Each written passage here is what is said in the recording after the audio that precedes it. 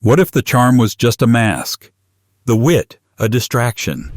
The applause, a cover for something much darker.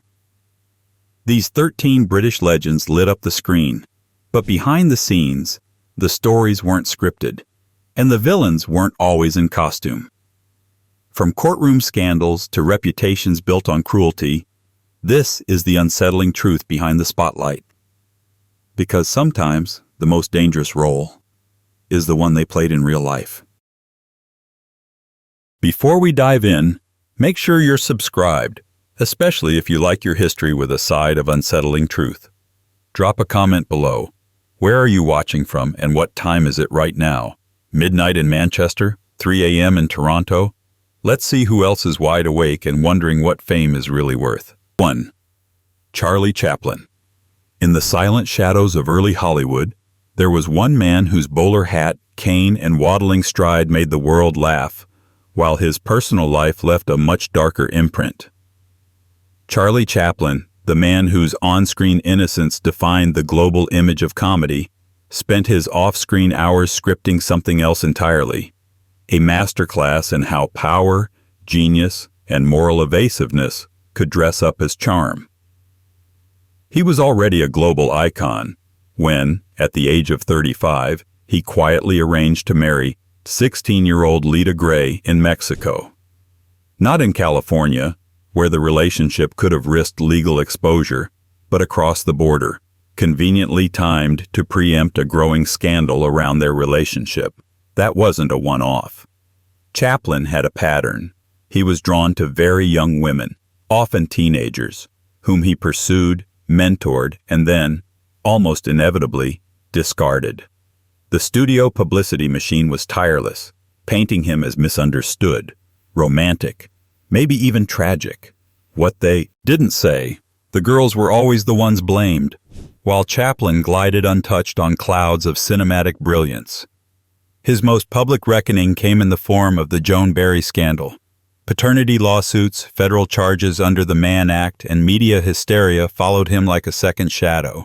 He was acquitted on the transport charges, but the paternity ruling went against him, despite blood test evidence, which wasn't admissible at the time. History shrugged. Hollywood moved on, and Chaplin, for a time, did too. The apologists will tell you it was a different era, but eras don't excuse power imbalance. They just bury it under better costumes. Retrospectives now frame Chaplin as a complicated figure. The same man who made audiences weep with city lights also built a private life on manipulation, legal brinkmanship, and the kind of romantic targeting that today would shut down a career. And yet the myth persists. He was an artist, a genius, maybe even a product of his time, but so were his victims, and they didn't get to star in their own movies. And speaking of romanticized cruelty, what happens when a man says out loud what others only imply? What if James Bond himself thought hitting a woman was just fine, as long as you didn't use a closed fist? 2. Sean Connery. Sean Connery could command a room with a look, silence a villain with a punch, and seduce audiences with nothing but that unmistakable Scottish growl. He was James Bond, the prototype of cinematic masculinity. But Connery, it turns out, wasn't acting. He just brought his real self to the role. And his real self had a disturbingly consistent message. Sometimes women deserve to be slapped. He said it in 1965 to Playboy. Then again, 2 decades later, in a now infamous 1987 interview with Barbara Walters.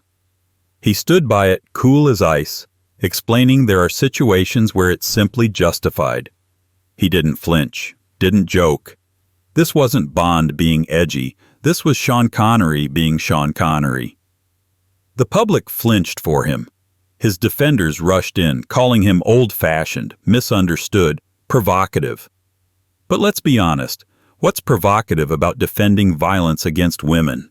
Unless you count the provocation of letting a dangerous idea stay charming just because it's dressed in a tuxedo. Behind the icon there was more than a few raised eyebrows. His first wife, actress Diane Salento, claimed in her memoir that Connery was physically abusive during their marriage. The allegation never saw a courtroom, but it didn't need to. The industry and many of his fans simply didn't care. It was the 60s, then the 70s, then the 80s. Generations changed, but the reputation? Untouched. Still shaken, not stirred. He was knighted, applauded, even lionized as a national treasure. And perhaps that's the real mystery here. Not what he said, but how so few seemed to mind. We heard him, he meant it, and we still gave him a standing ovation on the way out. But if Connery used words to declare his darkness, the next man weaponized silence. He made you laugh, then made you wonder if the man behind the mask had ever truly felt joy. Genius, yes. Beloved, sometimes. But harmless? Not even close. If you're still here after that, you're exactly our kind of curious. Go ahead and subscribe for more stories that peel back the polished surface. And tell us in the comments, where in the world are you listening from? And what time is it right now? Late night in London? Early morning in Melbourne? We see you, night owls and insomniacs. 3. Peter Sellers. Peter Sellers didn't need a script to disappear. He could become a French detective, a mad nuclear scientist, or 3 people in the same movie without blinking. But in real life, the man behind the transformations had one role he couldn't quite control: himself. To the public, Sellers was a comedic chameleon. But to those closest to him, he was a master manipulator with a switchblade temperament. His colleagues described him as volatile. His partners called him cruel. And his friends, when they dared, called him dangerous. The charm, the humor, the brilliance, they were all real. So were the long silences, the mood swings, the emotional sabotage, and the weaponized affection. This wasn't just garden-variety egotism, it was a pattern. Sellers could be loving one minute, then cold and punishing the next. He allegedly used illness, real or exaggerated, as a form of emotional blackmail. He once threatened to disinherit his own children from a hospital bed only to reverse it when they did what he wanted. Many people in his life walked on eggshells. Others simply walked away. In work settings, he was known to turn on collaborators with theatrical flair. One moment he'd praise a co-star. The next he'd demand they be replaced. Directors indulged it. Studios enabled it. After all, this was Peter Sellers. He was the movie, even if he quietly made life on set a psychological endurance test. His marriages didn't fare better. One wife, Swedish actress Britt Ekland, publicly described his behavior as possessive and controlling, hinting at darker undercurrents she chose not to detail. Biographers later filled in the gaps, drawing from multiple sources to map out the emotional chessboard Sellers built around himself. Genius, apparently, required casualties. Why was it tolerated? Because Sellers made people laugh, hysterically, loyally, internationally. Because there's always been a line that talent is allowed to cross. As long as the audience keeps clapping. And when the curtains close, the industry rarely refunds the damage done backstage. But if Sellers made his demons perform for him, the next man simply let his run the show. He was drunk, disorderly, magnetic, terrifying, and he liked it that way. A hellraiser in every sense of the word, Oliver Reed didn't just toe the line, he kicked it over and drank it. 4. Oliver Reed. If Peter Sellers was chaos in a bow tie, Oliver Reed was chaos in a pub.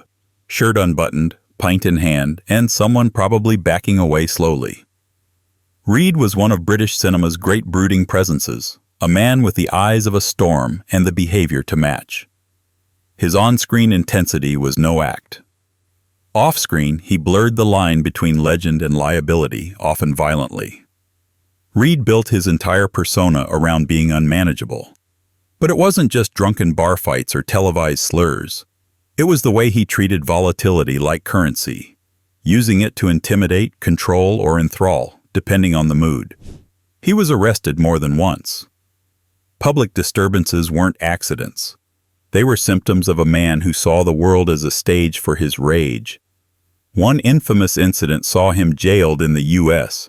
after a barroom blow-up that ended in a legal tangle. The charges were dismissed, but the message was clear. Reed didn't play by rules. He brawled with them. This wasn't a hidden secret. It was part of the branding. The Hellraiser archetype was marketable, a rebellious, masculine throwback who refused to be tamed. But Reed wasn't charmingly unruly. He could be genuinely frightening. Co-stars have spoken of his unpredictable moods, his drunken threats, his capacity to flip from affable to menacing in a heartbeat. Directors planned entire productions around the question. What kind of Oliver are we getting today? The tragedy, of course, is that he could act brilliantly. He had presence, weight, and vulnerability that cut through the screen. But he seemed more interested in being a legend than a professional. And in an industry addicted to risk and myth, that was enough. Why was it allowed? Because people mistook damage for depth. Because the barstool philosopher with a mean streak still got interviews. Because Boys Will Be Boys stretched as far as it needed to when the box office receipts rolled in. But for every fable of masculine torment, there's another story that doesn't make the press junkets. One where talent comes wrapped in menace and the applause drowns out the warning signs. And if Oliver Reed was the storm, the next man was the pressure drop before it. The slow, creeping dread of knowing that talent is never just talent. 5. Nicol Williamson. In an industry full of carefully sculpted facades, Nicol Williamson wore his chaos like cologne, strong, invasive, and impossible to ignore. His reputation as one of Britain's most brilliant Shakespearean actors came with an asterisk the size of his ego. He was impossible to work with, and at times outright dangerous to be around. Directors admired his range. Co-stars dreaded his moods. Audiences never knew whether they were watching a character or the barely contained meltdown of a man at war with himself. Williamson was the kind of actor whose raw talent gave people hope. Hope that maybe this time it would be different. That maybe this time he'd show up sober, on time, and not insult someone to their face during rehearsal. Hope that he wouldn't throw a prop across the room or quit mid-production in a storm of muttered contempt. But mostly, they were wrong. Accounts from colleagues painted him as deeply unstable, even menacing. His outbursts weren't eccentricities. They were disruptions. People tiptoed around him, treating his mercurial behavior like an occupational hazard. There were reports of shouting matches, of actors reduced to tears, of entire productions thrown off course because Williamson had decided the script, or worse, the people, weren't worthy of him that day. And yet, his performances could be extraordinary. He was electric in Excalibur, magnetic in the 7% Solution, and utterly spellbinding on stage, when he chose to be. But therein lay the danger. Talent gave him license, and the industry, ever willing to forgive its tortured geniuses, gave him runway. Until finally, it didn't. He faded from the spotlight, not with a bang, but with a quiet series of burned bridges. By the end, the cost of accommodating his brilliance outweighed the brilliance itself. So why was he tolerated for so long? Because theater has always romanticized the difficult genius. Because his rage was rebranded as artistic temperament. Because people confuse unpredictability with insight, cruelty with honesty. But Williamson wasn't tragic because he was misunderstood. He was tragic because he was understood far too well, and no one could stop the damage until it was already done. And yet, for all his volatility, he never pulled a trigger. The next man did, long before he ever stepped on a soap opera set. And somehow, it didn't end his career. It launched it. 6. Leslie Grantham. If you'd only ever seen EastEnders, you'd know Leslie Grantham as Dirty Den, the sleazy, scheming landlord of the Queen Vic pub. But unlike most actors, Grantham wasn't playing against type. He wasn't stretching his range. He was merely revisiting an earlier chapter, one the BBC rarely mentioned, and one the tabloids loved to forget. Until they couldn't. Years before he became a fixture of British television, Leslie Grantham was a convicted murderer. At 18, while serving in the British Army in Germany, he attempted to rob a taxi driver. Things escalated. A shot was fired. The driver died. Grantham was caught, tried, and sentenced to life in prison. He served 10 years before being released and re-entering society as a born-again actor, an ex-con turned thespian, and for a while it worked. Britain loves a comeback, and Grantham sold the redemption arc beautifully. He got into drama through prison workshops, landed a few stage roles, then came EastEnders, and suddenly, a man who'd once taken a life was now beamed into millions of homes every week. His criminal past wasn't exactly hidden, but it was framed, neatly, strategically, as a cautionary tale turned triumph. He'd paid his debt. He'd reformed. He was living proof that people could change, until 2004. That year, a tabloid sting operation caught Grantham engaging in an online scandal that, while not criminal, shattered the carefully constructed image of rehabilitation. It was crude, it was seedy, and it revived all the worst questions about who he really was behind the smirk. He apologized, sort of, and the industry, less forgiving now, turned away. Grantham's story isn't just about crime. It's about how easily narrative can become armor. How the public loves a villain on screen, and sometimes even off it, as long as the story ends neatly. But life doesn't do neat endings, and neither did he. So why was he tolerated? Because we mistake talent for transformation. Because we want to believe that anyone can be redeemed, especially if they're charismatic enough to sell it. But if Grantham turned a conviction into a career, the next man turned childhood fame into something far darker. And this time, there was no redemption arc, just a courtroom and a verdict. 7. John Alford. John Alford was supposed to be one of those rare child stars who actually made it.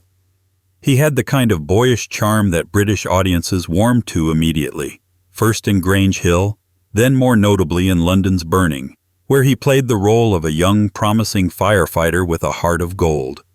He was cheeky, likable, and, unlike so many others, he seemed to be handling fame with some measure of grace. Or so it looked. But off-screen, the path wasn't upward. It was sideways, then downward, then completely off the map. There were early warnings, a reputation for partying, brushes with the press, and some minor legal trouble.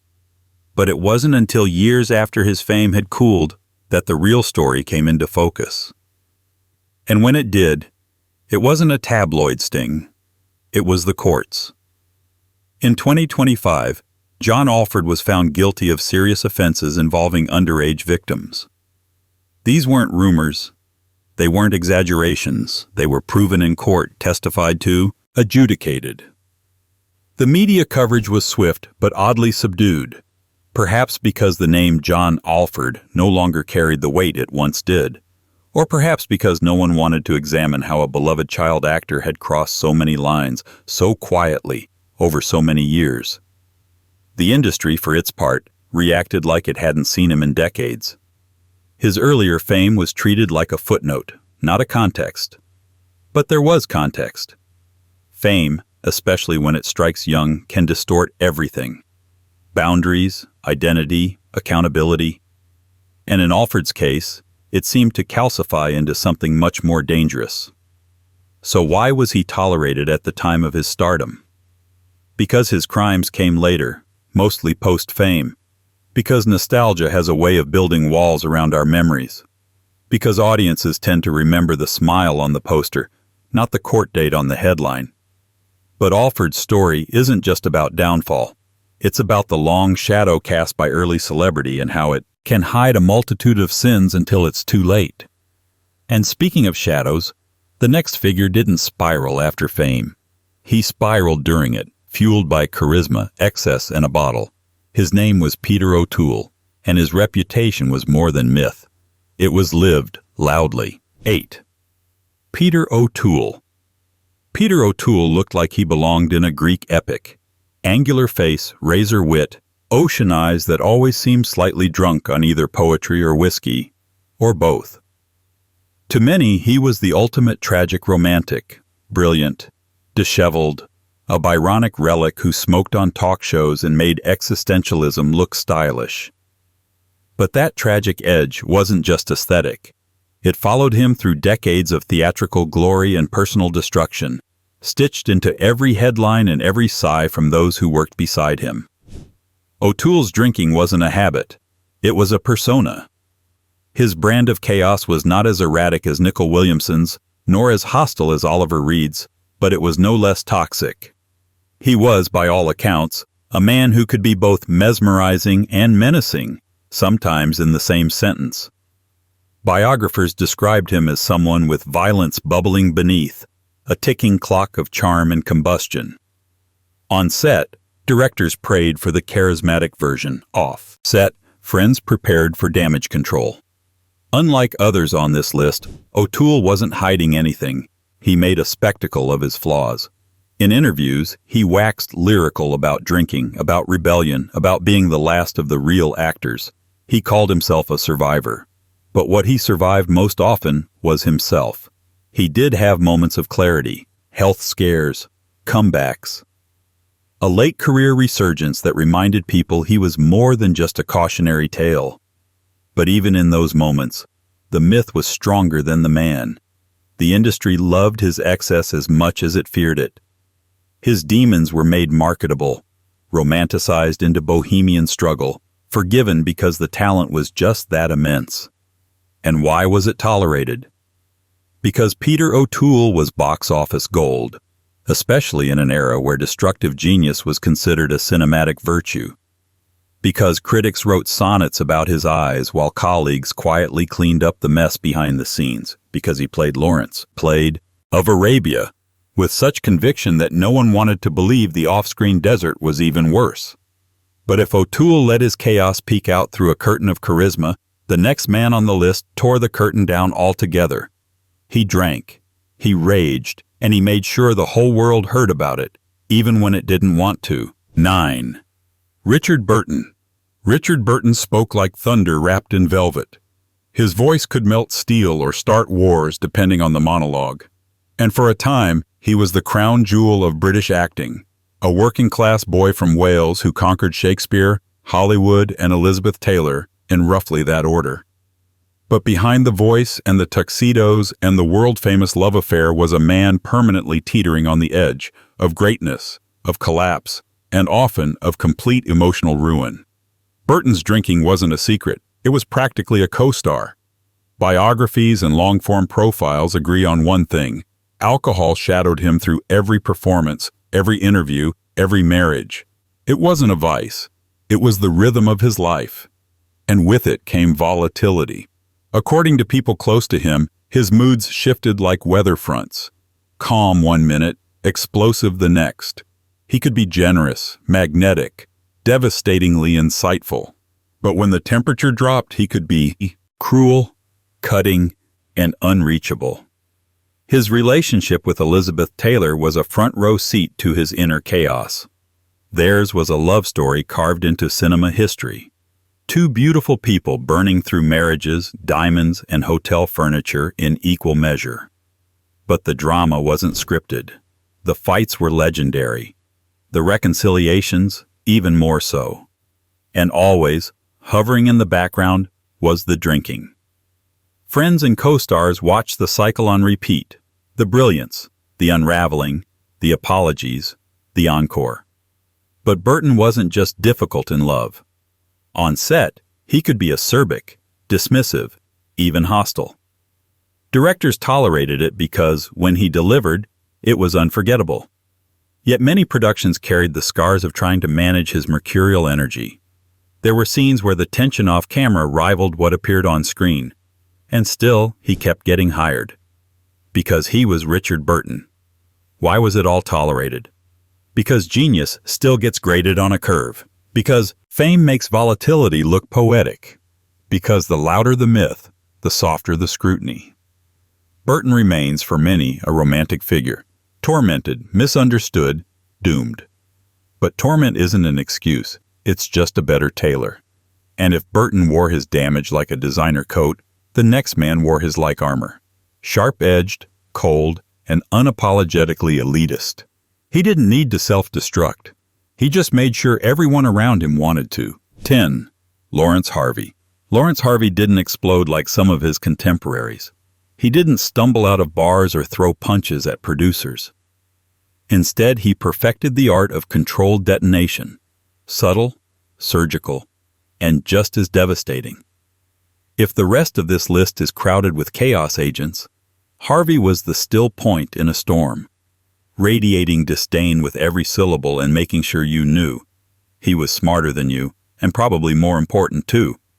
Best known for his roles in The Manchurian Candidate and a series of brooding, icy performances in the 60s and 70s, Harvey brought a brittle elegance to the screen that was only slightly less polished than the man himself. In real life, that elegance turned to arrogance. The stories aren't about shouting matches or scandalous breakdowns. They're about the quiet cruelty of someone who saw relationships as strategic and conversation as combat. Colleagues found him dismissive and condescending. Directors learned to manage him like a diplomatic incident. And many peers, especially the ones with fewer credentials, reported that working with Harvey often felt like surviving a test they didn't know they were taking. He didn't lash out, he simply made people feel small. That was the weapon, and he used it well. When asked about being widely disliked, Harvey once famously replied, "Do they? How super." It wasn't just a deflection, it was a confirmation. He wasn't pretending to be lovable. He didn't care. And that indifference, that pointed detachment became part of his mythology. He wasn't a bad boy. He was the cold one. The one who didn't need to raise his voice to silence a room. Why was he tolerated? Because some directors liked the chill. Because some producers thought the sneer read well on camera. Because Hollywood, then and now, often mistakes emotional detachment for artistic seriousness. Harvey died young, but even in death, the reputation stuck. Not as a monster exactly, but as a man whose emotional frostbite left marks no less lasting than a slap. He didn't break things. He just broke people's sense of worth. And speaking of damage done in quieter tones, the next man on our list had a reputation built less on explosions and more on whispers. Whispers that, to this day, still drift through the legacy of a musical everyone thinks they love. 11. Rex Harrison. Rex Harrison always looked like he'd been born wearing a waistcoat in mild disappointment.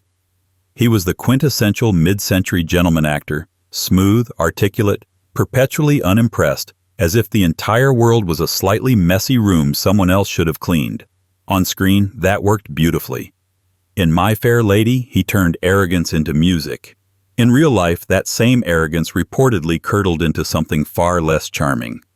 Now, Harrison is one of the trickier names on this list, because the darker parts of his reputation live mostly in memoirs, biographies, and the kind of second-hand industry testimony that rarely comes with neat courtroom punctuation. But what emerges, repeatedly, is a portrait of a man described as domineering, emotionally punishing, and difficult in a way that wasn't theatrical. It was personal. People around him often framed him as controlling, particularly in romantic relationships. The classic old Hollywood leading old man entitlement seemed to follow him everywhere, like cigar smoke.